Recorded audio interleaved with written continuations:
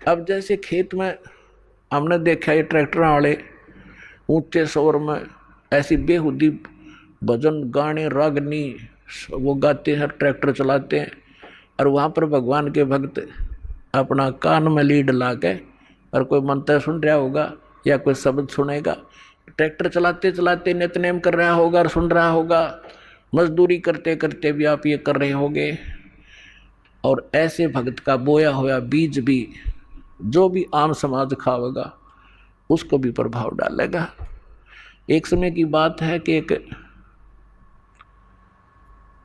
दो भक्त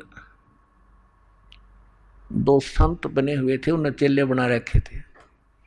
थोड़ा बहुत अध्यात्म ज्ञान इनको होता तभी तो ये थोड़े बहुत आम समाज के अंदर पूज्य हो जाते हैं। तो वो दो संत थे, एक संत कहने लगा चल मेरे शिष्य हैं वहाँ चलते हैं, वो दूसरा भी साथ चला गया। तो जिसके वो जाकर रुके उस बहन ने नाम ले रखा था, दीक्षा ले रखी थी। उसके घर उसकी बहन आई हुई थी, उस बहन की बहन, और उसकी बहन की लड़की विधवा हो गई थी और वो बहन बड़ी टेंशन में थी।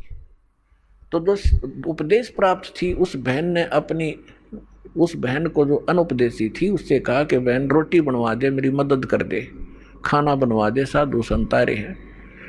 तो उस बहन ने वो खाना बना दिया जिसकी बेटी विधवा हो चुकी थी। उसी टेंशन में थी वह, क्या होगा मेरी बेटी का, छोटे छोटे बालक हैं, हाय भगवान के ऊपर कैसे गुजारा होगा, माता पिता को तो बड़ा टेंशन बनी रहती।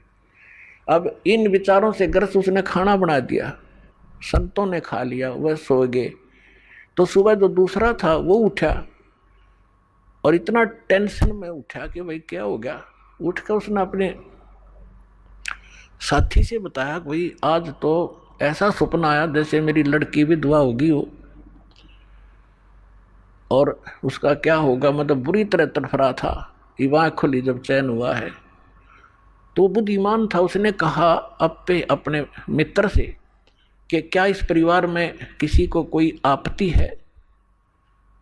तो बोला जी मन भी नहीं पता, पता करता हूँ। उसने अपनी शिष्या बुलाई कि बेटी आपकी कोई तकलीफ है किसी प्रकार की, कोई लड़की को हानि होगी है। तो वो कहने लगी जी मुझे तो कुछ है नहीं, आपकी कृपा से मेरी बहन आई हुई है और उसकी लड़की मर गई, उसकी लड़की भी विधवा होगी, अभी 10 से 15-20 दिन हुए हैं और वो आई थी। तो उस संत ने पूछा क्या खाना किसने बनाया महाराज, कि उसी ने बनाया था। अपने आत्मा उस बहन के द्वारा बनाए गए भोजन में भी वो विचार प्रवेश हो गए और उस संत के ने खाया, उस पर भी प्रभाव डाला उसने।